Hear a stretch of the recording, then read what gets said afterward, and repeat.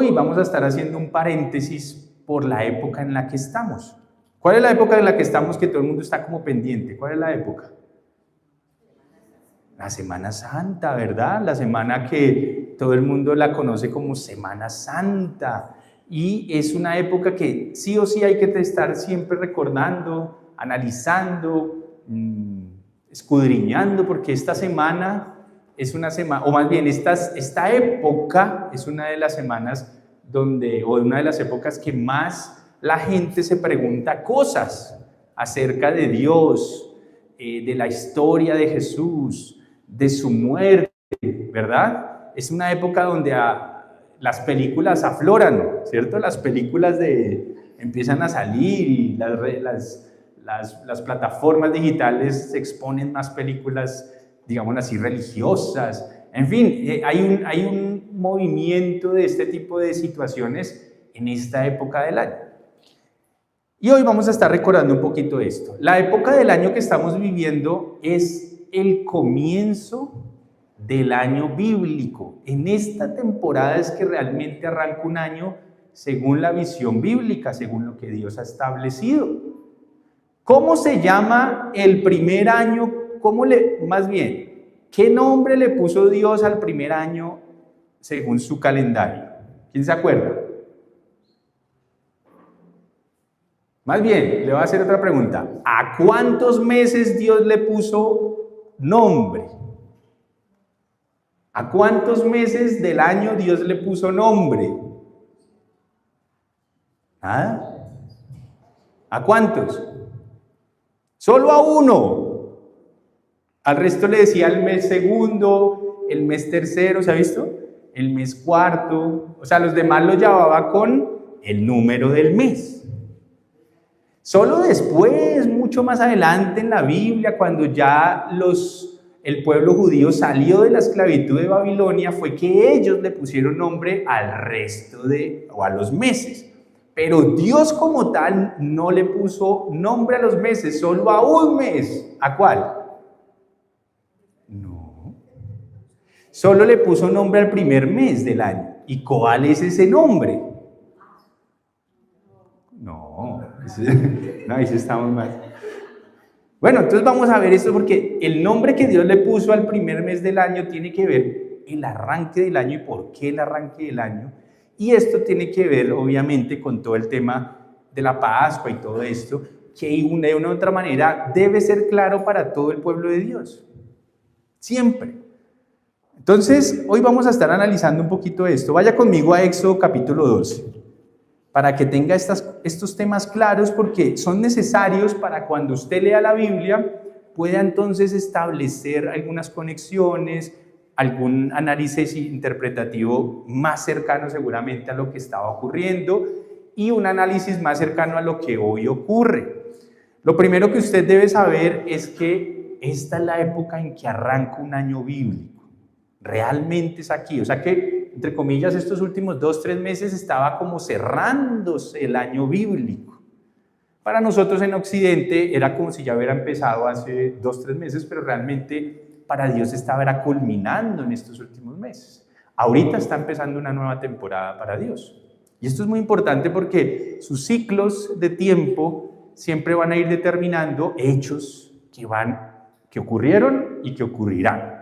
Y siempre es necesario tener que la iglesia, el cuerpo del Señor, nosotros como su pueblo lo sigamos entendiendo. Entonces, yendo a Éxodo 12, nos van a explicar todo esto para que lo tengamos en cuenta. Pero para llegar a Éxodo 12, usted sabe lo que pasó antes. Eso sí lo tienen supremamente claro. ¿Dónde estaba el pueblo de Dios? El pueblo hebreo, en ese entonces, el pueblo de Israel, ¿dónde estaba en ese momento? ¿Ellos eran dónde? ¿Estaban dónde? ¿Tampoco se acuerda? En Egipto, muy bien. ¿Y estaban en Egipto en qué posición? Como esclavos. Eso era. Y usted se acuerda de las películas de las plagas de Moisés y de todo eso, ¿verdad? Usted se la tiene clara. Entonces, todos esos acontecimientos fue la previa a lo que usted conoce como la Pascua, todos los acontecimientos históricos de Moisés, y que Moisés se acercó al faraón, y que él le daba como miedo hablarle o temor a hablar, porque él decía que era como medio malo para hablar y expresarse. Entonces Dios le dio o le permitió tener a su hermano al lado para que le ayudara, a Aarón, y juntos fueron a empezar a hacer el plan de Dios, que era decirle al faraón: oiga, suelte a todo Israel, suelte a todo el pueblo de la esclavitud, porque si no, nuestro Dios lo va a castigar y va a castigar a la nación. Y entonces se le burlaron, usted sabe eso, y de repente entonces Dios estableció o empezó a establecer plagas. ¿Cuántas plagas fueron? 10 plagas, que fueron atacando, o más bien, más que atacar, respaldando la comisión que tenía Moisés y Aarón, que entró ahí a ayudarle, y Dios empezó a respaldar la palabra que enviaba a través de su siervo, a través de plagas. Y hubo muchas plagas, ¿no? ¿De cuáles se acuerda usted? A ver, cuénteme. Ranas, ¿cierto? ¿Usted se imagina que le llegara un montón de ranas y que usted saliera aquí a la ciudad y esto lleno de ranas? ¡Qué asco! ¿Qué más? Langostas. Langostas eran como esos bichos voladores. Dime, como parecidos a los grillos, y volaban, pero imagínese millones de esos y todo eso. A mí me parece muy curioso que hubo una muy interesante, que todo fue oscuridad, o sea, una oscuridad es que no se podían ver entre ellos. Es decir, imaginándonos algo, es como si la luna no daba su luz, es como si todo hubiera entrado en una densa oscuridad. Muy interesante, ¿no? Pero así, oscuridad total. ¿Qué más? Acuérdeme de más. Sangre, se convirtió el agua en sangre, ¿no? Entonces, pues, imagínese, usted no podía tomar del río, no podía sacar. Moscas, llagas, le salieron a la gente llagas, ¿no? Llagas a todo el pueblo, o a toda la gente en Egipto. Pero mientras iban pasando esas plagas, el pueblo de Israel dentro de Egipto estaba en una región. ¿Cómo se llamaba esa región? No. Uy, se me fue el nombre. ¿Sí era ese? ¿O era Gosén? Bueno. Gosén, ¿sí? Sí, no me confunda. Entonces, que mientras ocurrían las plagas, estas plagas de una u otra manera no estaban afectando al pueblo de Dios, sí estaban afectando al resto de Egipto. Bien. Pero llegó el momento de una plaga que fue la que detonó ya todo, la 10ª. ¿Cuál fue esa? O bueno, sí, una situación ¿Cuál fue? La muerte de todo primogénito en Egipto. ¿Qué era un primogénito? El primer nacido. Y varón, correcto. Y no era solo de humanos, también de animales, ¿no? El ganado. Gosén, por eso. Estamos bien.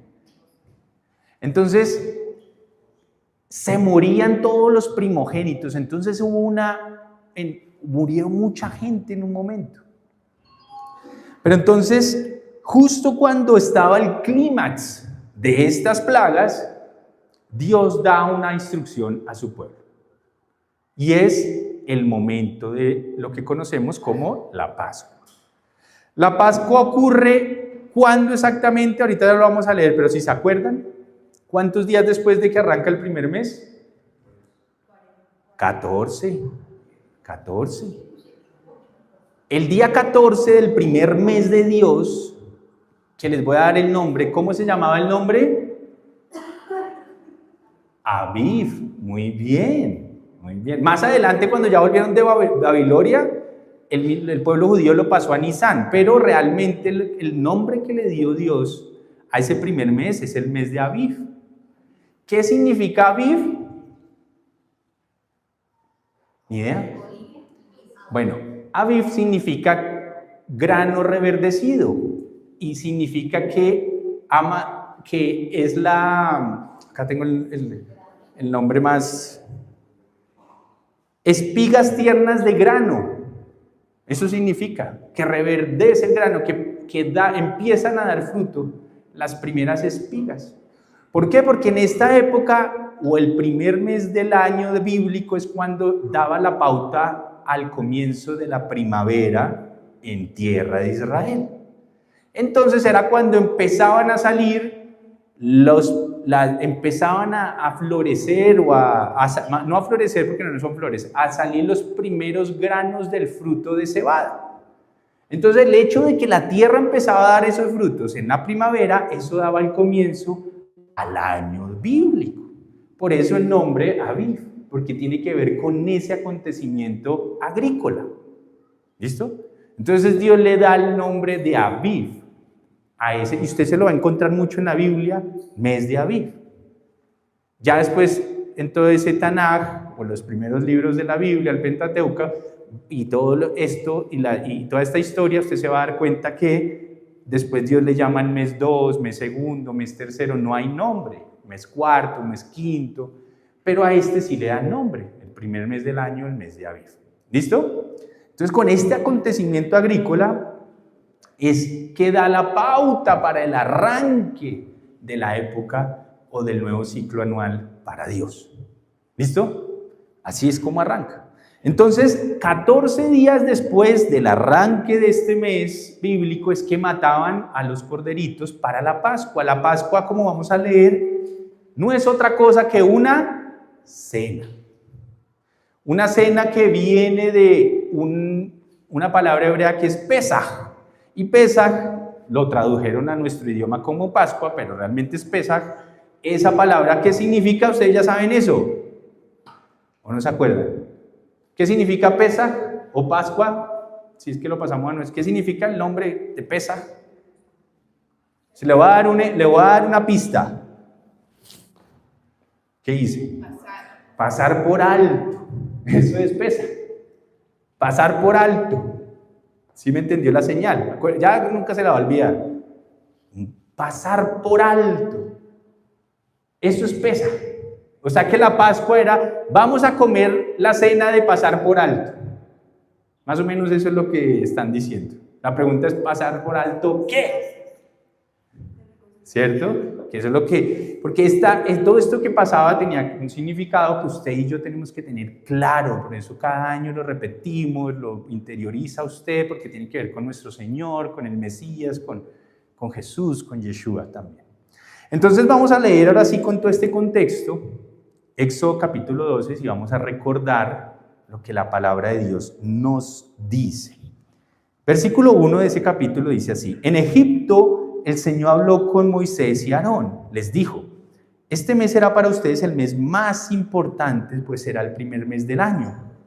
Hablen con toda la comunidad de Israel y díganles que el día 10º de este mes todos ustedes tomarán un cordero por familia, uno por cada mes. Entonces el día 10 tomaban el cordero, todavía no lo sacrificaban. ¿Lo qué? Lo elegían. Día 10 lo elegían. Muy bien. Por familia, uno por cada casa. Si alguna familia es demasiado pequeña para comerse un cordero entero, deberá compartirlo con sus vecinos más cercanos, teniendo en cuenta el número de personas que sean y las raciones de cordero que se necesitan, según lo que cada persona haya de comer. El animal que se escoja puede ser un cordero o un cabrito de 1 año y sin defecto. Ahí estaban las características. ¿Qué tocaba hacer? Debían cuidarlo hasta el 14. Entonces usted lo iba preparando. Pobrecito, qué triste, ¿no? Usted agarra 4 días preparándolo para comérselo. Pero ¿qué ocurría el día 14? Dice, ese día será el día en el que la comunidad de Israel en pleno lo sacrificará al caer la noche. Es decir, ese día 14, antes de que llegara la noche, tenían que matar al corderito. Ese 14. Muy bien. Dice que luego de matarlo iban a tomar un poco de sangre y lo iban a untar en las 2 postes y en el dintel de la puerta de la casa donde coman el cordero. Es decir, estaban las puertas de las casas y tocaba entonces coger sangre del cordero y marcarlas, ¿cierto? Ese era el accionar de la Pascua, lo como tenía que llevarse a cabo. Aquí estaba siendo el inicio, ¿no? Esto no había ocurrido antes. Este fue el momento en que Dios instauró el Pesaj o la Pascua. ¿Listo? ¿Y qué pasaba también? Deberán comer la carne esa misma noche asada al fuego y acompañada de hierbas amargas y pan sin levadura. No deberán comerla cruda ni hervida, sino asada al fuego junto con la cabeza, las patas y los intestinos. Y no debe dar nada. En caso de que algo quede, lo quemarán al día siguiente. Comerán al cordero de este modo, con el manto ceñido a la cintura, con las sandalias puestas, con la vara en la mano y deprisa. Se trata del Pesaj o la Pascua del Señor. Esa misma noche pasaré por todo Egipto, y aquí venía lo que, hasta ahí era lo que iban a hacer ellos, y ahora empezaba lo que Dios iba a hacer esa noche. Dice, esa misma noche pasaré por todo Egipto y heriré de muerte a todos los primogénitos, tanto de personas como de animales, y ejecutaré mi sentencia contra todos los dioses de Egipto. Recuerden que cada dios que ellos tenían inventado, obviamente, cada plaga estaba, entre comillas, destruyendo los dioses o cada dios que el pueblo de Egipto tenía. ¿Me explico? Entonces, cada plaga tenía una razón de ser, tenía un motivo detrás de sus creencias. Entonces, lo que Dios estaba era destruyendo esos dioses falsos en medio de toda esa población para exaltarse a sí mismo como el único Dios todopoderoso por encima de cualquier creencia o cosa que ellos hubieran inventado. Así que dice, ejecutaré mi sentencia contra todos los dioses de Egipto. Yo soy el Señor. La sangre, dice, servirá para señalar las casas donde ustedes se encuentran. Pues al verla, haré Pesaj. O sea, pasaré de largo.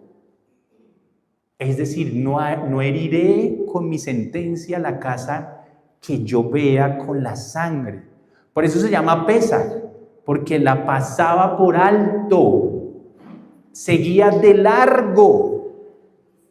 ¿Listo? Ese era el contexto de la Pascua. Ese era el nombre, porque esa era la acción que Dios iba a hacer al verla en una casa que tuviera la marca de la sangre. Pasarla por alto. Pesaj. ¿Listo? Haré Pascua sobre esa casa. Así, cuando hiera yo de muerte a los egipcios, no los tocará a ustedes ninguna plaga destructora.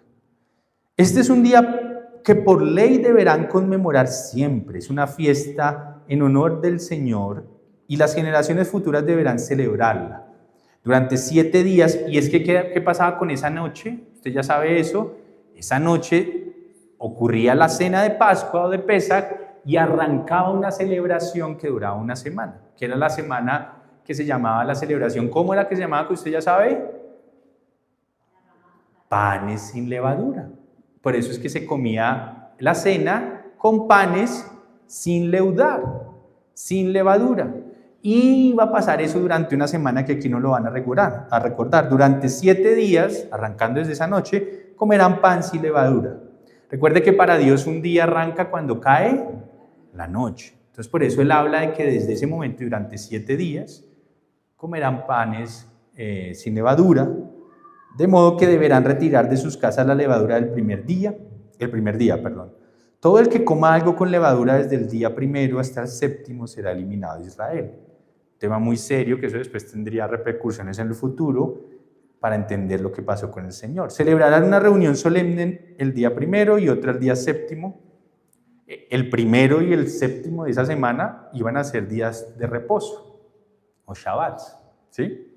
Entonces Él lo estaba diciendo.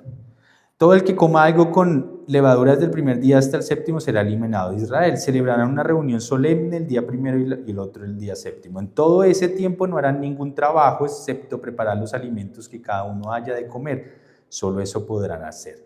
Celebrarán la fiesta de los panes sin levadura porque fue ese día cuando los saqué de Egipto.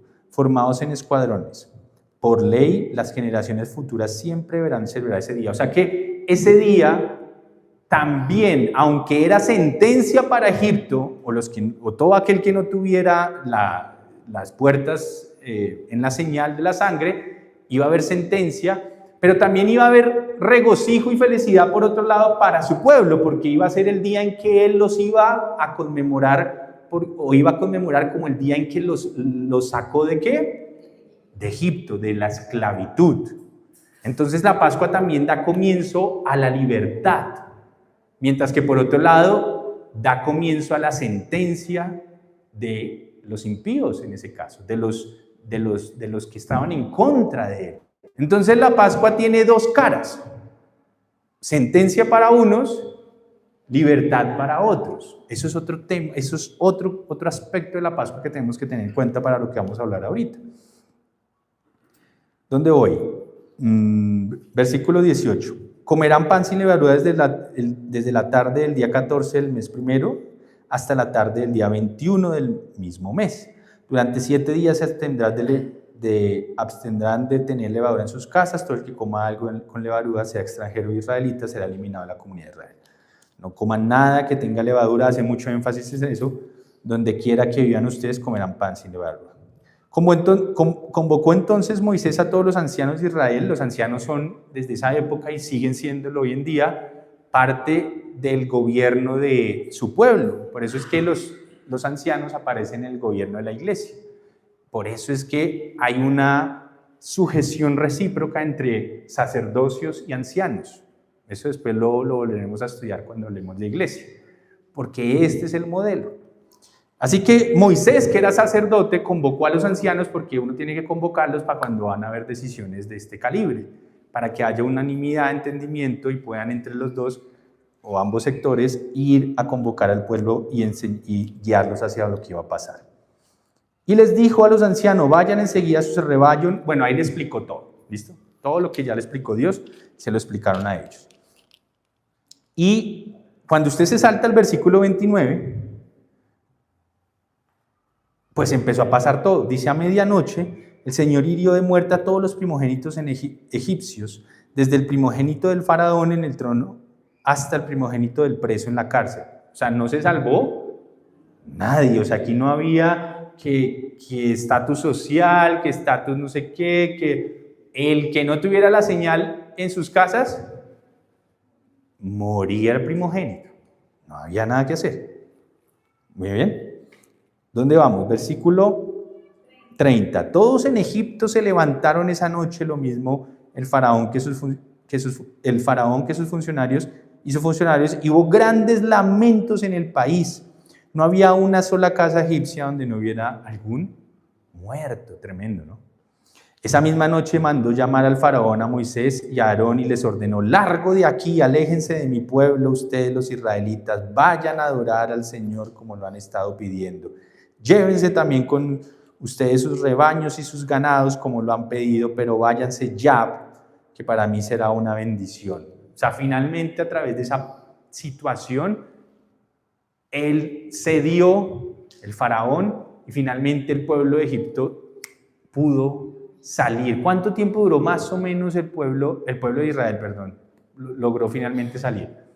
¿Cuánto tiempo? Como 400 años de esclavitud. O sea, estamos hablando de cuántas generaciones, por muy viejitos que nos fuéramos, iban a haber, una generación era de 100, o sea que, y por muy viejitos, ¿no?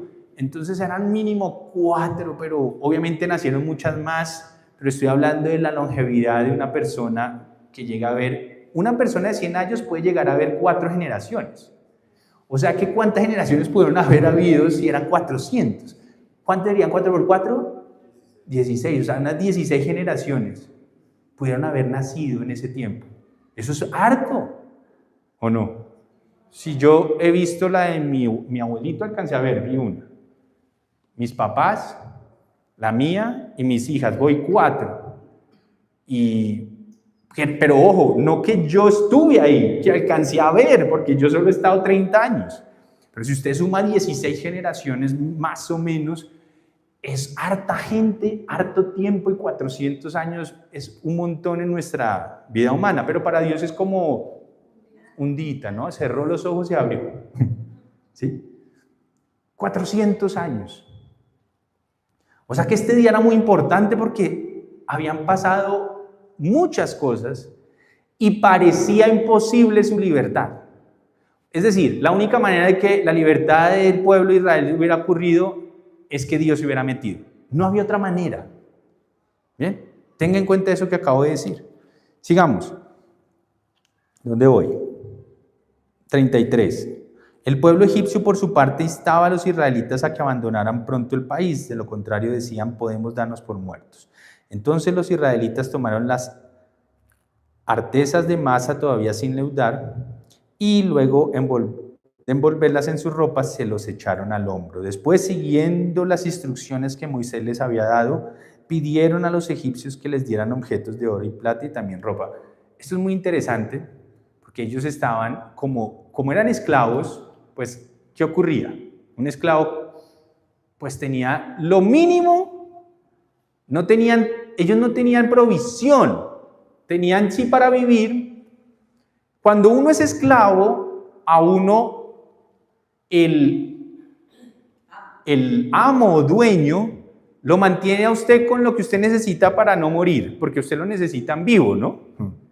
Y que trabaje para ellos, ¿cierto? Entonces, ellos tenían o disfrutaban de pan y de carnecita y lo necesario para mantenerlos bien, para que ellos pudieran suplir las necesidades del faraón, de trabajo, de todo eso, ¿sí? Pero ellos no tenían como tal provisiones. Entonces, milagrosamente, en medio de esa confusión y el temor que apoderó a los egipcios, pues ellos le pidieron cosas y adivine qué hizo los egipcios, se las daban. Les llegó provisión incluso por medio de los impíos en ese momento. ¿Qué ocurrió? El Señor hizo que los egipcios, versículo 36, vieran con buenos ojos a los israelitas, así que les dieron todo lo que les pedían. ¿Qué les pidieron? Oro, plata y ropa. De ese modo los israelitas despojaron por completo a los egipcios. Los israelitas partieron de Ramsés en dirección a Sucot, sin contar con las mujeres y los niños, eran unos 600,000 hombres a pie. Si eran 600,000 hombres a pie, sin contar mujeres y niños, ¿cuánta gente pudo haber sido?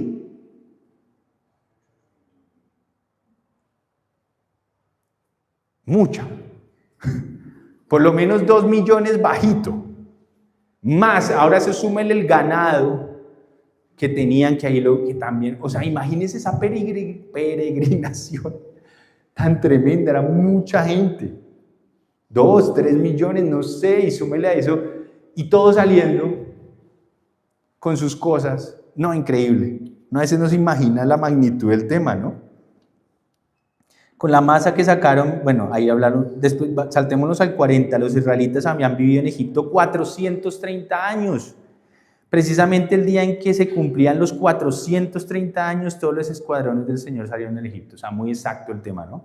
Dios siempre perfecto. Aquella noche el Señor la pasó en vela para sacar de Egipto a los israelitas, por eso también las generaciones futuras de israelitas deben pasar esa noche en vela en honor al Señor.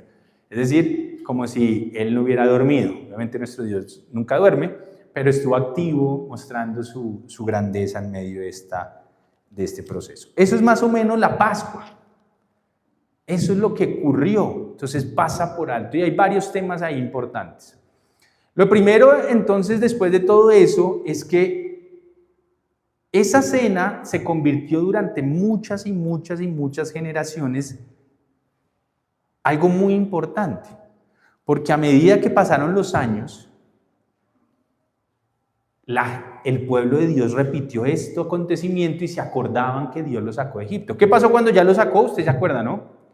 Listo, ellos salieron, toda esa millonada salió y se fueron. ¿Y qué pasó? ¿Ya? ¿Ahí quedaron libres? ¿Qué ocurrió? Claro, el faraón, escuchando voces de sus funcionarios, ¿y yo qué hice? ¿Yo por qué los dejé ir? Y el otro, ¿cómo así? No, ¿sabe qué? Tráigame a todo el mundo, todo el ejército, nos vamos detrás de esos pillos que no deben ir muy lejos. Y era verdad, ellos no estaban saliendo súper rápido, ¿no? ¿Iban con qué? Niños, cosas, ganado. Así que sí había pasado un tiempo, pero no era tanto. Y ellos con carruajes, caballos y todo lo demás, ¿los podían alcanzar? Claro, claro que sí. Pero entonces cuando ellos llegan, es solo para recrear un poquito, ellos llegan entonces a un punto donde la cosa quedó frenada, porque estaban enfrente del mar Rojo y de repente empezaron a ver que venía el ejército. Como quien dice, uy, ¿ahora qué? Y usted sabe lo que ocurrió. Todavía no se abrió el mar de inmediato. Ocurrió algo increíble antes de que se abriera el mar, que también es increíble. ¿Qué ocurrió? ¿Quién se acuerda? No, antes de levantar la vara y que se abriera el mar, porque todos nos acordamos de esa parte. Hubo una acción de Dios que permitió que ellos lograran pasar, porque, ojo, usted puede abrir el mar y puede pasar rápido uno que otro, pero si usted va a pasar a un montón de gente con niños y ya están encima, grave, en medio de que se abrió el mar y que ellos estaban pasando, pasó algo que los retuvo a los egipcios para que no lograran agarrarlos. Venga a ver dónde está, pues yo me la sé, pero a ver si lo podemos leer. Denme un segundo, quiero que lo leamos entonces y no lo quiero contar, si no se acuerda. A ver, porque esa noche ocurrió una cosa tremenda y hasta que él no vio que pasaron todos, ahí sí no se las quitó, y ahí sí los atrapó. ¿Quién me ayuda? Es que no se la quiero. Capítulo 13. 14.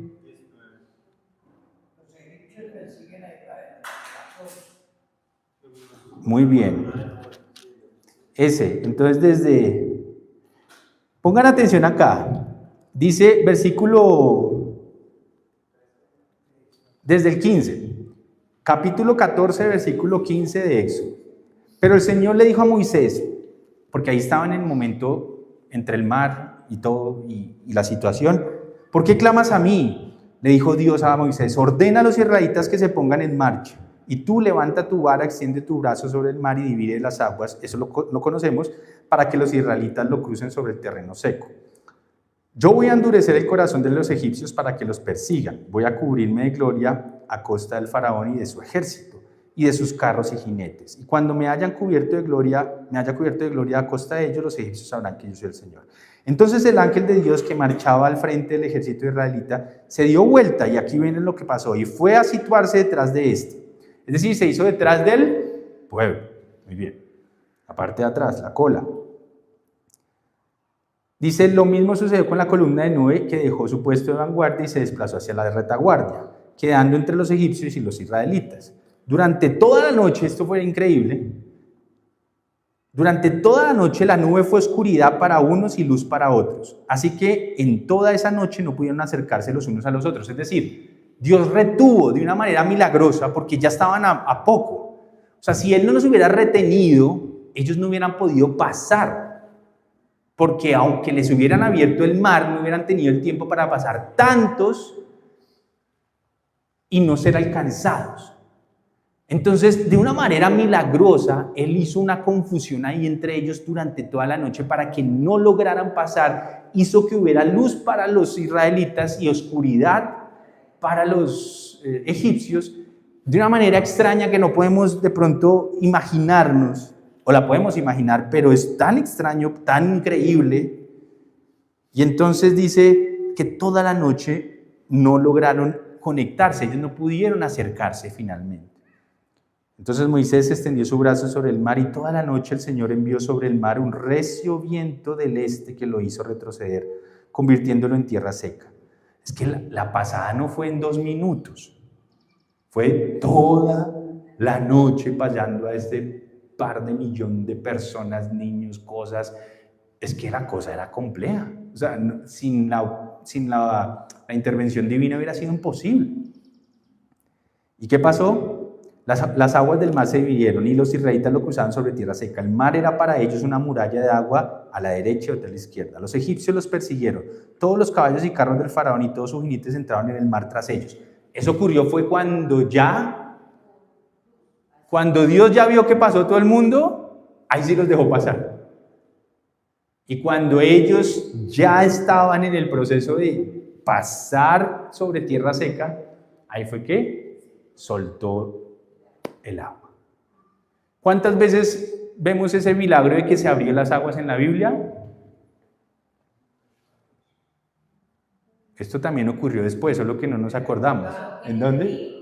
En el Jordán. ¿Y a quién fue que Dios usó en ese momento para abrir las aguas? Sí, a Josué. A Josué, sí, ya no fue con Moisés. Muy bien. También se abrió después, solo que esta es más recordado, más espectacular, ¿no? Pero la otra fue igual espectacular. Solo que esta tiene más acción, películas de esta. Entonces uno la tiene más clara. Muy bien. Todo esto para decirles que todo tiene que ver con lo que pasó hace 2000 años con nuestro Señor. Entonces, todo lo que viene pasando en su vida y en la mía tiene que ver con esto mismo. Exactamente las mismas características, los mismos acontecimientos, y va a ser el mismo final para los que amamos a Dios. Entonces, la primera situación que tenemos que recordar es, todo comienza con la lección de, ¿cómo empezaba la Pascua? Con la lección del día 10 ¿de qué? De un cordero que iba a ser sacrificado. Todo arranca con la elección de un cordero para ser sacrificado. Ahí arranca el concepto de la Pascua. Sin eso no había Pascua. Se tenía que elegir un cordero. Eso exactamente fue lo que hizo Dios cuando Él dice la palabra que Él no lo eligió a Jesús o a Yeshua hace 2000 años para morir. Dice que la palabra de Dios que Dios eligió desde antes de la fundación del mundo al cordero que sería sacrificado. Yeshua, de Jesús, como el cordero que iba a efectuar esto. Número 2, ya que leímos la historia. Después de la elección del cordero venía ¿qué? La muerte del cordero, ¿verdad? Porque antes de comérselo había ¿qué? Matar. Así que venía la elección y luego el sacrificio. Porque si solo hubiera sido elegido, pues chévere, pero no. Aquí el problema era que tocaba pasar por un sacrificio. Así que el día 10 lo elegían, pero el día 14 lo mataban, antes de llegar al anochecer. Recuerde siempre esto, fuese exactamente el día 14 de ese año en que el Señor se entregó, exactamente en ese atardecer, cuando al Mesías lo mataron. Es decir, ni antes ni después. El día que Dios había decretado cientos de años antes, cuando se tenía que matar al cordero, exactamente ese día el Mesías es sacrificado en la cruz. ¿Sabía Jesús que lo iban a matar ese día? Claro. Es más, él ya sabía en la escritura cuándo lo iban a matar. ¿Le gustaría saber cuándo usted y yo vamos a morir? No, nosotros no sabemos, ¿verdad? Pero dígame qué es mejor, ¿saber cuándo va a morir o no saber cuándo va a morir? ¿Cierto que es mejor no saber? Y a veces dice, ay, qué chévere hubiera sabido. ¡No! Dios por misericordia no nos dice cuándo nos vamos a morir. ¿Qué pasaría si usted y yo supiéramos cuándo nos vamos a morir? ¿Qué pasaría? Dígame. Miedo, depresión. Usted ya no vive más. Usted lo enterraron ese día, así, no importa la fecha. Usted, si supiera cuándo lo matan, usted y yo se le entra en depresión, se lo aseguro.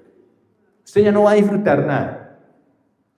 Imagínense que Jesús, nuestro Señor, sabía el día de su muerte, así actuó con ímpetu durante su vida. Y fue corta. ¿Usted no sabía que Él tenía una carga adicional que ningún ser humano ha llevado? Y es saber cuándo te van a matar. Ay, Él sabía eso. Porque las escrituras decían que el 14 del primer mes lo iban a matar y Él sabía que Él era el cordero y que le iban a matar ese día. Por eso es que el día anterior dice que Él estaba, pero aún así fue a la cruz. Sabía y se fue a entregar como cordero hacia el matadero. ¿No les parece increíble lo valiente?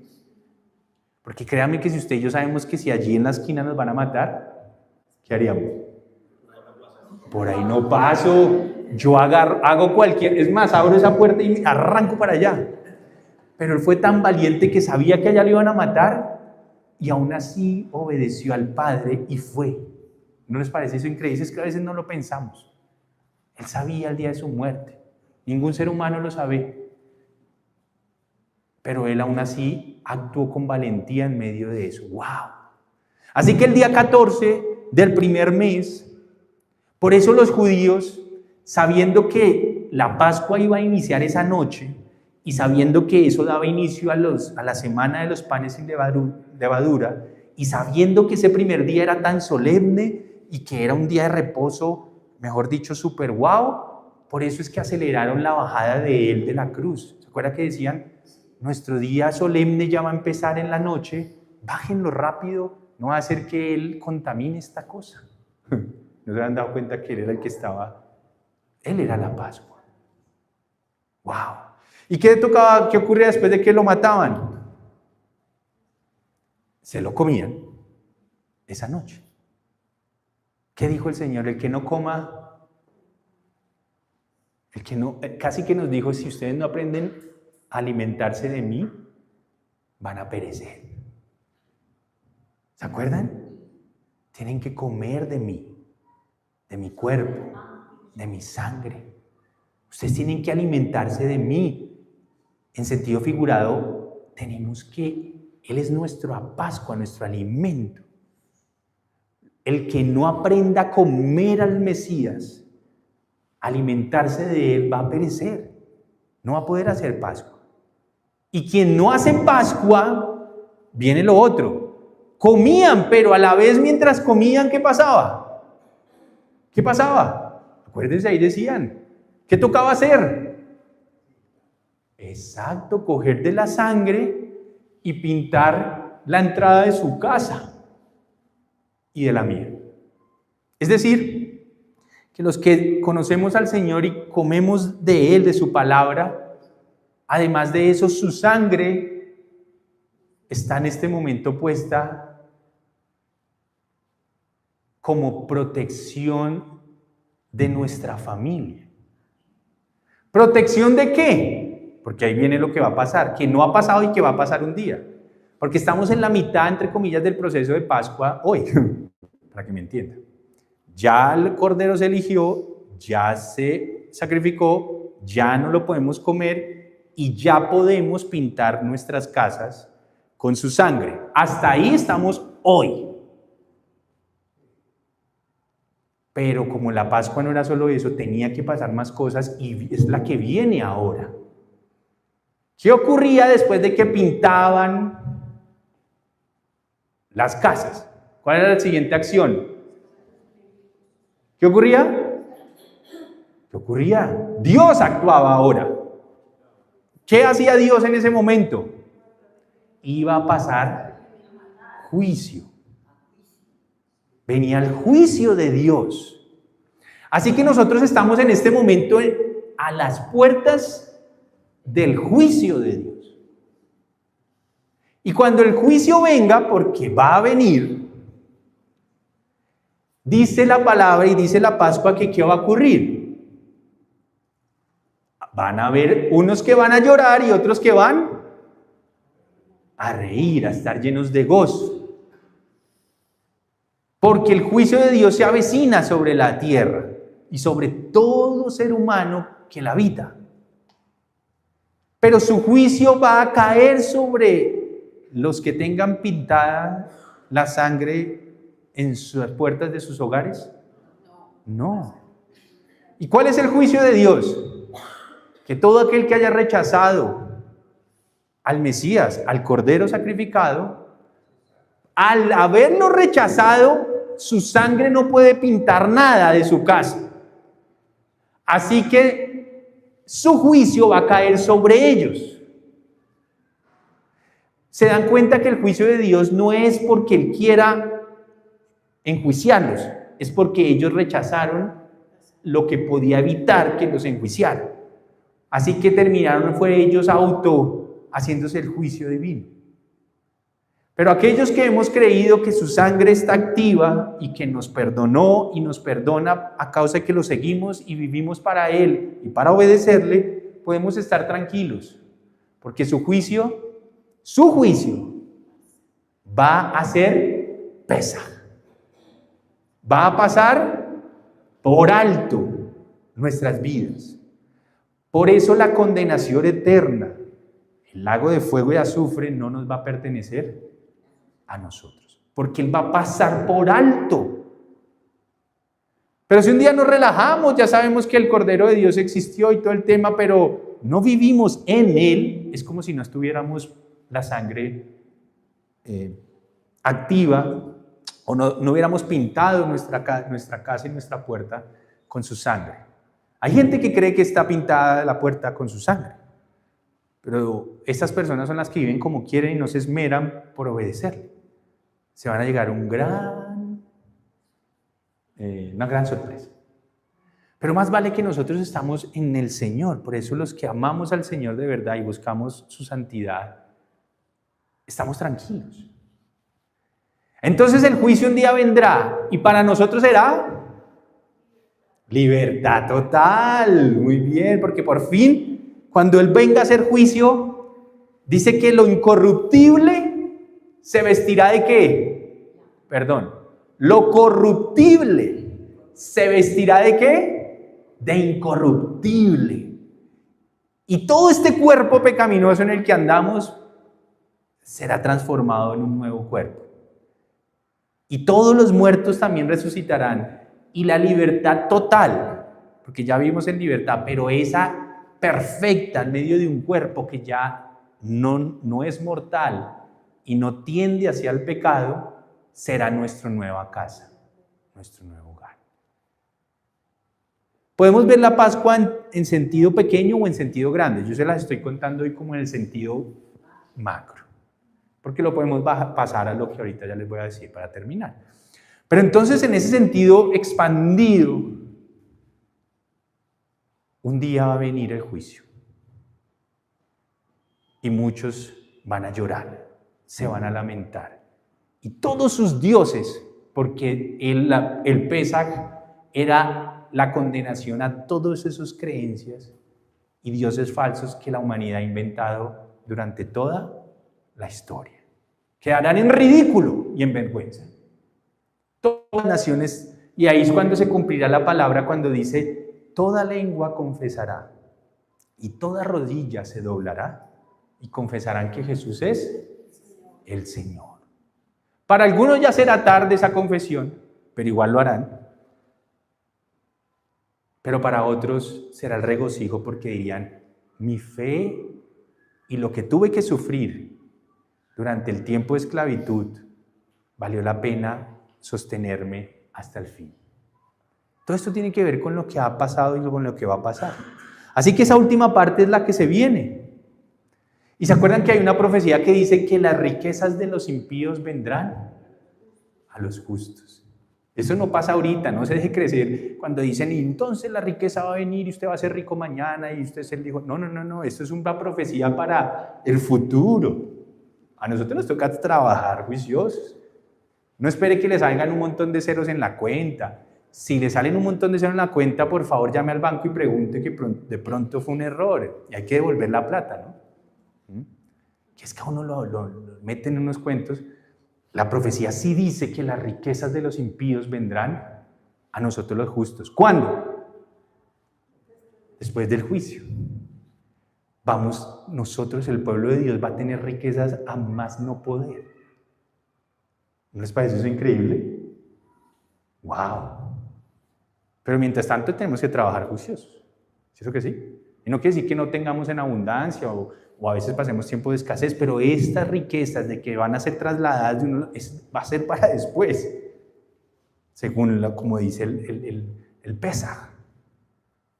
Y entonces pasará por alto y el juicio de Dios no caerá sobre nosotros. Dios sí va a premiarnos.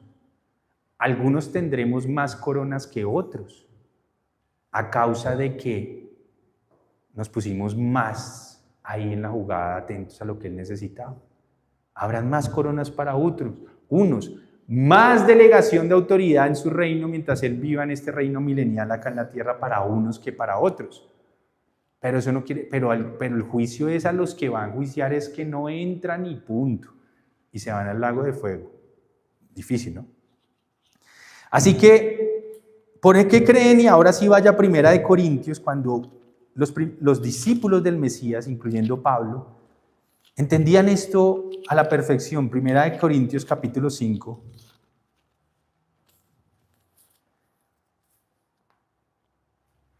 Versículo 6.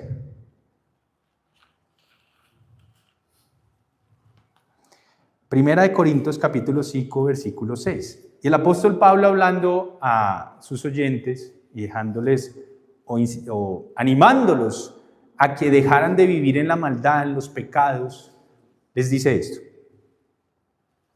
hacen mal en jactarse. ¿No se dan cuenta de que un poco de levadura hace fermentar toda la masa?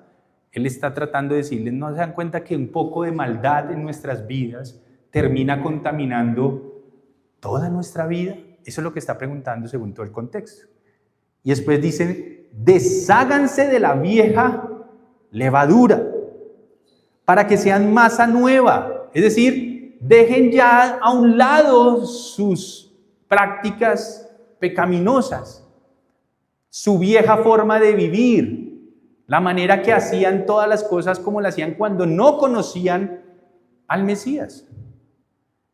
¿Para qué? Para que sean masa nueva, para que sean ustedes panes sin levadura, como lo son en realidad. Y da una justificación a eso que acaba de decir. Dice, porque Cristo, o el Mesías, nuestro Cordero Pascual, ya ha sido sacrificado. El juego de palabras es muy interesante, porque para celebrar los panes sin levadura, sí o sí tenía que haber sido primero sacrificado el Cordero. Es decir, dicho en otras palabras, era imposible celebrar los panes sin levadura sin haber comido la Pascua. Es imposible. ¿Entiende? Una cosa permite la otra. La Pascua permite los panes sin levaduras. Entonces Pablo lo que está diciendo es, ustedes sí pueden ser panes sin levadura, personas sin la vieja levadura, por una razón, porque nuestro Señor, que es nuestro Cordero Pascual, ya fue sacrificado. Es decir, ya hay Pascua para nosotros, por eso ustedes pueden ser nuevas personas. Pero no es porque seamos muy buenos o muy guau, no es porque gracias a que tenemos la Pascua, que es nuestro Cordero Pascual, que es nuestro Señor, es que podemos ser personas nuevas, ya no esclavos a los pecados, libres de los panes o de la levadura que contaminaban nuestra vida. Ya podemos ser panes sin levadura. ¿Se dan cuenta que todo eso de atrás era una sombra profética de lo porvenir? Es muy interesante. Y entonces él decía, así que celebremos, versículo 8, nuestra Pascua o nuestro Pesaj, no con la vieja levadura, que es la malicia y la perversidad, sino con pan sin levadura, que es la sinceridad y la verdad. Así que de nada sirve acordarnos cada año que de la Pascua, que comer algo, que en realidad eso era una sombra de lo que quiere Dios que seamos hoy. Que estemos comiendo al Mesías, que recordemos que gracias a su sacrificio es que podemos entrar a hacer nuevos panes sin levadura.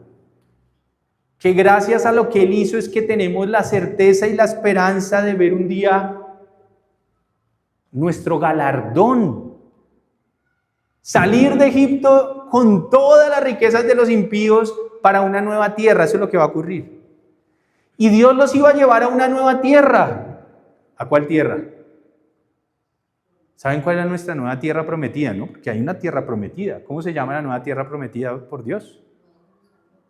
La nueva Jerusalén. Un nuevo cielo y una nueva tierra, donde no habrá llanto, ni lágrimas, ni muerte, ni enfermedad, ni temor, ni nada. donde Dios volverá a habitar en medio de su pueblo de manera directa como lo hizo en el Edén,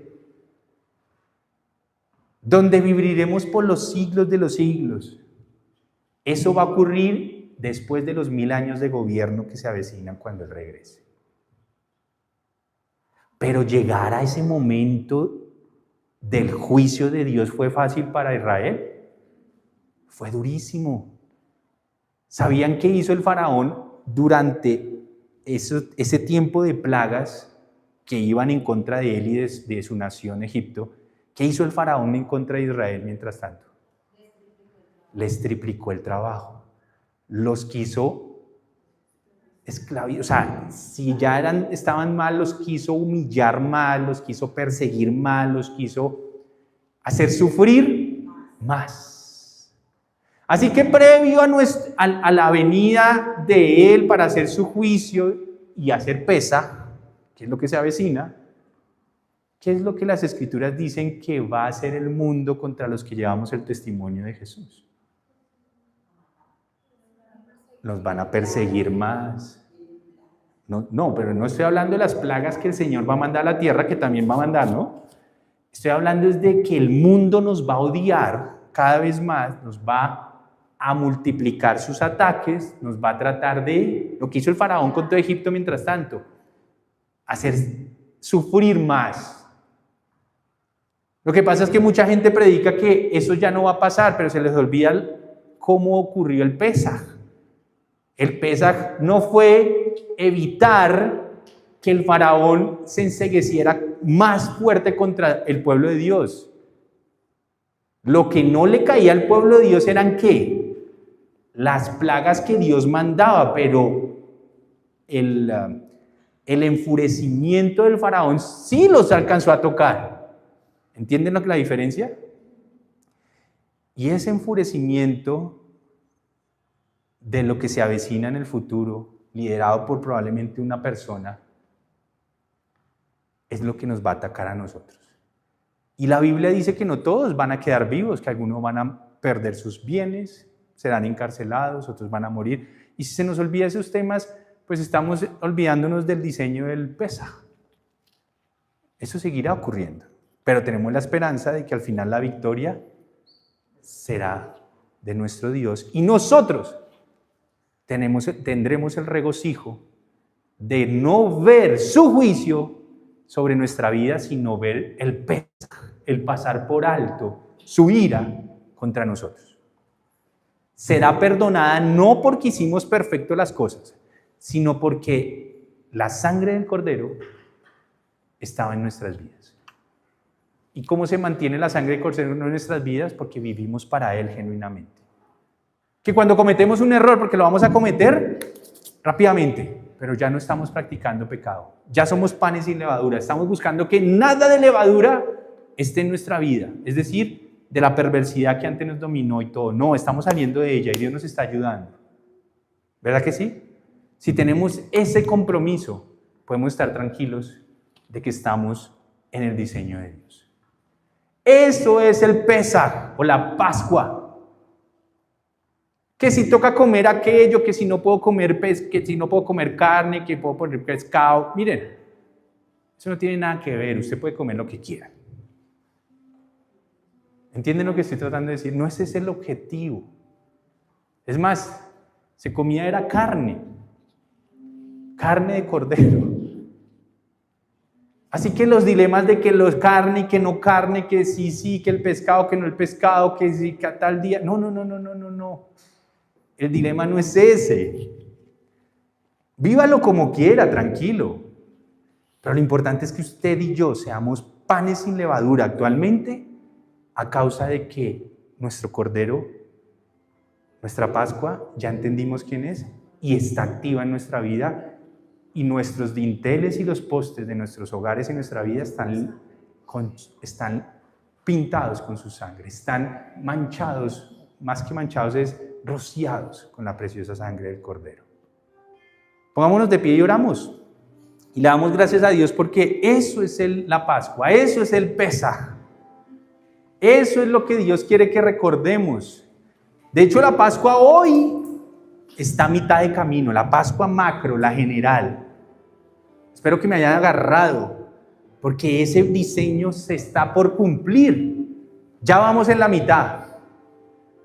Recuerde, ya vamos en la mitad. Falta es la última parte para que se complete. Y es el juicio divino sobre todas las naciones de la tierra, donde habrá llantos para muchos y regocijos para nosotros. Espero que para todos los de acá, ¿verdad? Esa es la idea, ¿no? Que usted está acá es para que usted sea de los que va a tener regocijo a causa de su sinceridad, su honestidad, su arrepentimiento de su vida pasada. Que esos 430 años que pasamos en esclavitud al pecado sean historia. Ya no nos dominen más, porque nuestro Cordero fue inmolado, es nuestra Pascua. Y ahora podemos ser panes sin levadura. Señor, gracias porque tu palabra es vida, es espíritu, y nos hablas y nos muestras y cobra vida a la Escritura. Gracias por tu sabiduría. Gracias por el entendimiento. Gracias porque esta es una época que recordamos este gran evento, que aunque ya pasó en el pasado, está ocurriendo en el presente y tenemos que discernirlo. La Pascua es ese pasar por alto el juicio que un día tú harás y que se aproxima. Y mientras todas las naciones se rebelan contra ti, alaban dioses falsos, no creen que tu Hijo es el Cordero Pascual, mientras todos ellos andan en oscuridad y las plagas los tocarán y ellos nos atacarán y nosotros pensaremos que estaremos ya en medio de la muerte y de la no esperanza, en medio del Mar Rojo y de sus acechanzas, en ese preciso momento tu luz iluminará nuestro futuro y la herencia de la vida eterna será una realidad y veremos tu gloria, Señor, cuando regreses. Ayúdanos a mantenernos como panes sin levadura en medio de este tiempo, a vivir de esa manera y el día que partamos de esta tierra poder decir, Señor, estoy en paz contigo. Gracias porque tú eres nuestro Cordero Pascual y nosotros somos tu pan sin levadura. Te alabamos, Señor, y te glorificamos y te damos toda la gloria a ti por siempre. Amén.